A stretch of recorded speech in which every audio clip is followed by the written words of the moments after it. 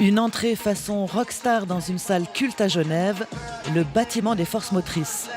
Pourtant, le public n'est pas là pour assister à un concert. Yomi Denzel, 22 ans, est une star du e-commerce.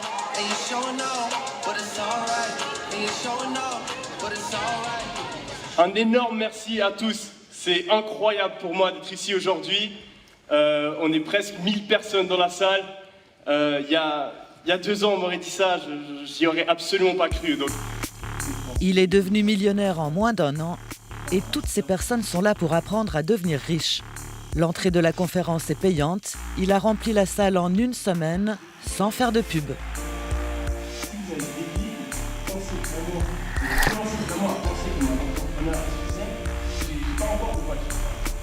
Pour faire fortune, il s'est lancé dans le dropshipping, un modèle de vente sur Internet qui permet de commencer sans un sou en ne gérant ni les stocks ni les livraisons. Je récapitule rapidement comment ça se passe. Ok, donc, on a un site, une boutique en ligne qu'on va créer à l'aide d'un outil qui s'appelle Shopify qui permet à n'importe qui de créer un site. Pas besoin d'être informaticien, n'importe qui peut créer un site. La difficulté, elle est vraiment pas là. Donc du coup, vous créez votre site avec Shopify, vous allez mettre des produits que vous trouvez, par exemple sur AliExpress, sur Amazon ou un autre fournisseur que vous avez. Vous allez trouver ce produit-là, vous le mettez sur votre boutique et ensuite vous allez faire venir des clients. Pour faire venir ses clients et les convaincre d'acheter un pull, une brosse à dents ou le dernier sac à la mode, on utilise tous les moyens publicitaires possibles, Facebook, Instagram, Google. On paye aussi des influenceurs qui vont vanter le produit. Le dropshipping, c'est du marketing. Yomi a aujourd'hui 7 boutiques en ligne, plusieurs millions sur son compte en banque et une petite équipe qui travaille avec lui. Là, je suis en train de voir le copywriting on a énormément de visiteurs. Ouais. La publicité est très virale. Ouais. Donc vraiment, moi, je m'inquiète pas. Donc là, en fait, ça, c'est mon site principal. Donc là, sur le mois, on est à plus de 100 000 $. Et après, là, on a d'autres sites qui tournent. Je les ai pas tous sur le téléphone, mais donc là, par exemple, on a ce site où on a fait plus de 1 000 € aujourd'hui. Hier, on était aussi à plus de 1 000 €. Cette semaine, 4 000 €. C'est un petit peu addictif, genre je check un petit peu tout le temps les ventes, voir où j'en suis dans la journée. Mais pas question de révéler ce qu'il vend, ni le nom de ses sites. Si je mentionne mes produits, il y a énormément de personnes qui vont se mettre à vendre exactement le même produit que moi, ils vont copier mon site.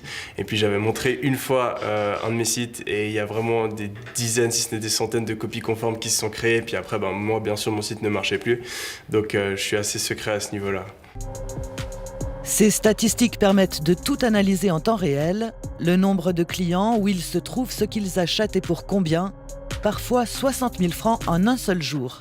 Et ça vous fait quoi de voir ces chiffres qui défilent? Ça, c'est réel? Ouais, non, c'est clair. Enfin, la première vente, c'est la plus réelle au final. La première vente, je m'en souviens encore. J'étais au resto et j'étais là, wow. En fait, c'est possible, quoi. Genre, j'ai vraiment eu une vente. Puis après, on s'habitue en quelque sorte. Un petit côté jeu vidéo, mais est-ce que c'est si facile ? Les étapes sont faciles, il n'y a pas besoin d'être un génie. Par contre, il faut être fort en marketing. Donc il faut réussir à choper le bon produit, le montrer aux bonnes personnes, le mettre en avant de la bonne manière. Et tout ça, ça demande du savoir, des compétences, mais aussi de l'expérience. Donc c'est pour ça que quand on commence, c'est tout à fait normal d'avoir un premier échec sur son premier site, même son deuxième site, même peut-être son troisième site. Mais on apprend, et il suffit d'un site qui marche pour au final changer sa vie. Donc ça en vaut la peine. Il a une chaîne YouTube, plus de 190 000 followers. Ses vidéos font un tabac, comme celle intitulée « D'étudiants fauchés à millionnaires » qui totalise près de 2 millions de vues. Ok, donc je m'appelle Yomi, j'ai 22 ans, je suis né en Suisse, dans le canton de Vaud, à Lausanne. Et mon père venait du Nigeria, il était immigré, sans papier. Ma mère, elle n'a jamais fait d'études supérieures. Donc quand j'ai grandi, on vivait dans un HLM au 8e étage. On mangeait des pâtes la plupart du temps. Ma mère, elle travaillait plus de 10 heures par jour pour faire en sorte qu'on ait assez de quoi vivre. Et puis je me rappelle toujours avec mon frère, on était les derniers gamins à la garderie. Ma mère, elle arrivait en retard pour nous chercher. Bref, j'avais pas beaucoup quand j'étais jeune. Et puis le moment où j'ai vraiment... Ça fait drôle de voir son fils millionnaire à 22 ans. Oui, c'est sûr. Parce que en tant que salarié, on sait qu'on ne va pas devenir millionnaire du jour au lendemain. même en étant très économe. Maintenant, Yomi, il se prend vraiment pas la tête. C'est quelqu'un qui est pas du tout matérialiste. Donc, pour moi, il a pas du tout changé. Elle travaille dans les ressources humaines d'une grande entreprise et elle est bien consciente que raconter une success story, ça fait partie du business.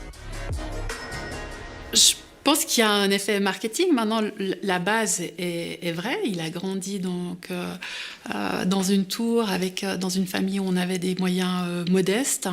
La base est vraie, mais c'est vrai que pour donner envie aux autres, il faut aussi montrer le succès. Et donc, ce qu'il met en scène, c'est les symboles de la réussite. Et le but, c'est de donner envie aux gens de réussir aussi et de montrer que c'est possible. Hello, c'est Yomi, aujourd'hui on se retrouve pour une nouvelle vidéo. Donc on est dans un cadre un petit peu spécial, je suis au Bürgenstock Hotel à Lucerne. Je vous fais vite un petit tour, donc c'est juste magnifique, c'est dingue, j'ai jamais été dans un hôtel aussi beau. Là on a une vue qui est juste dingue. Donc du coup, pourquoi est-ce que j'ai décidé de venir dans cette chambre d'hôtel ? Moi je suis pas quelqu'un qui dépense énormément son argent, mais je pense que c'est rentable en fait de faire quelques jours dans des hôtels comme ça, parce que ça me motive encore plus, parce que je vois le fruit de mon travail, et puis que ça me permet de me reposer dans une situation qui est magnifique. Et puis alors ça c'est juste dingue. Avoir de l'argent jeune, c'est important. Oui. Cette petite baignoire. Ce que les gens ont envie maintenant, c'est pas seulement d'être riches, mais ils ont envie d'être riches tôt pour pouvoir profiter de leur vie quand ils sont jeunes. Et moi, c'était super important pour moi, parce que je me disais, oui, ok, si je suis riche, quand j'ai 60 ans, c'est cool, mais ce qui est encore plus cool, c'est d'être riche quand j'ai 20 ans et que je peux vraiment voyager et profiter à fond de ma richesse au final, quoi. Mais son moteur principal, c'est la compétition. Joueur de foot, sergent dans les troupes d'élite de l'armée suisse, Yomi s'est découvert une passion pour le business. C'est ça que j'aime en fait, j'aime créer des entreprises. Et donc du coup, de créer une entreprise, de la voir croître, et de la voir devenir toujours plus grosse et éclater les paliers, c'est ça que j'aime. Et c'est ça ma motivation la plus importante aujourd'hui, plus que des signes ostentatoires de richesse. Ouais. Travail, effort, mérite, finalement des vieilles valeurs. Même dans une suite à 2000 francs la nuit, il est encore au boulot. Allô ? Allez, oui. Ça va les gars ? Tu vas bien ? Yes, tranquille. Car Yomi fait du business, mais il vend aussi des formations en ligne pour 1000 francs.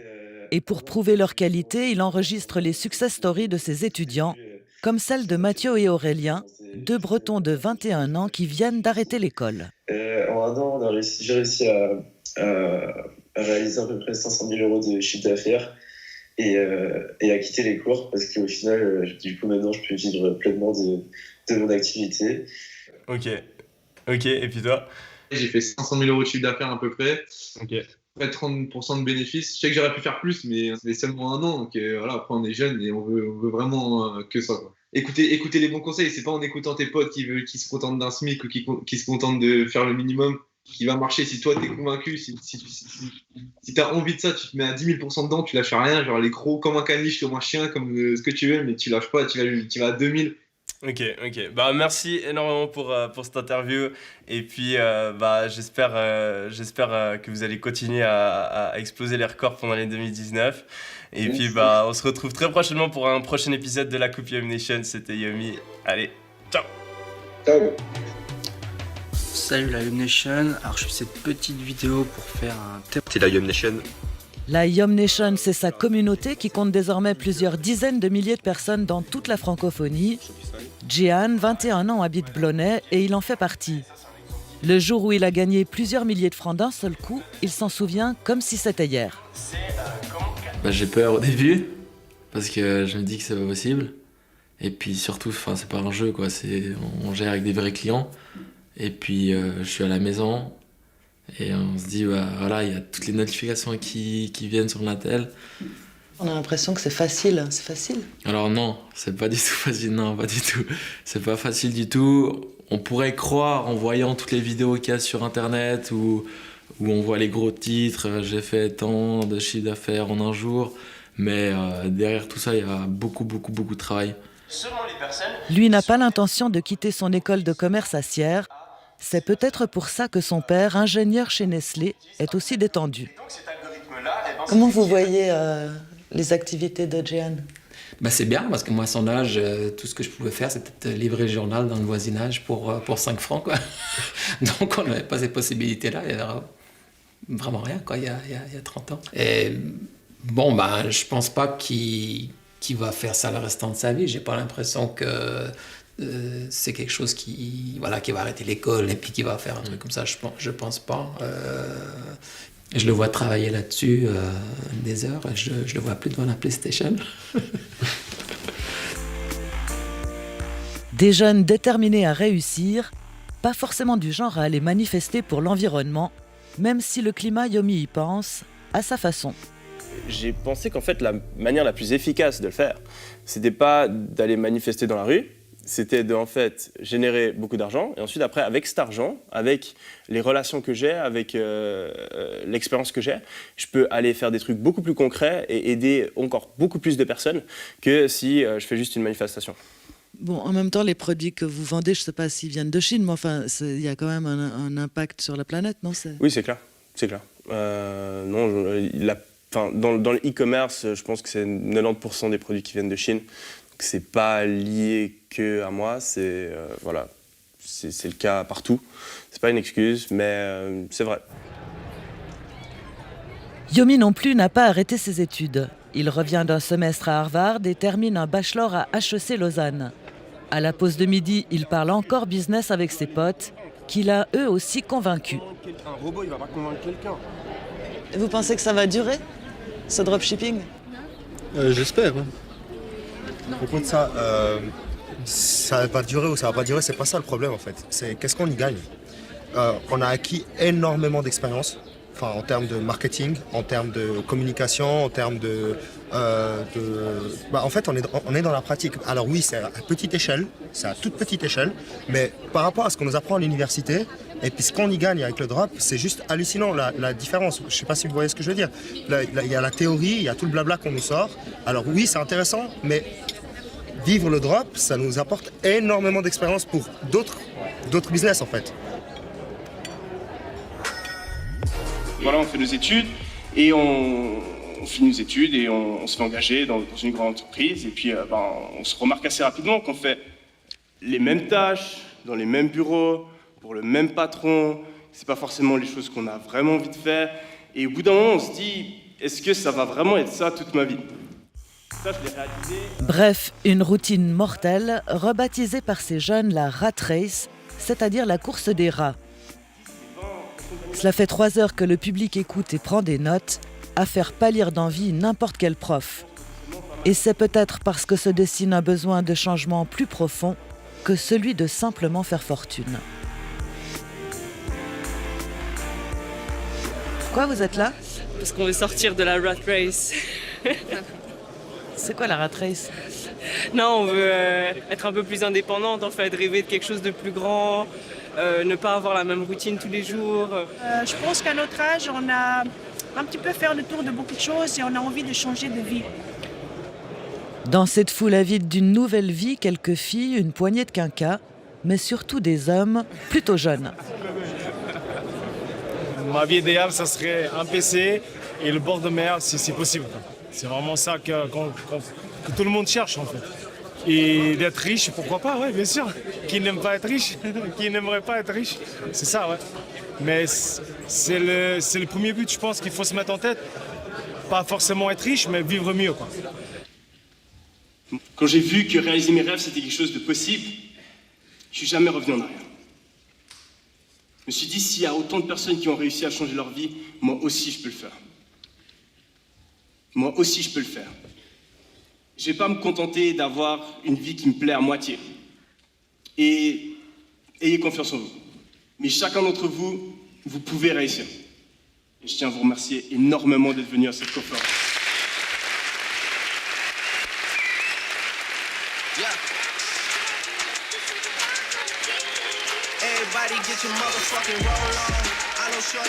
Merci. Merci à Barry, un tonnerre d'applaudissements pour Barry. aussi, merci.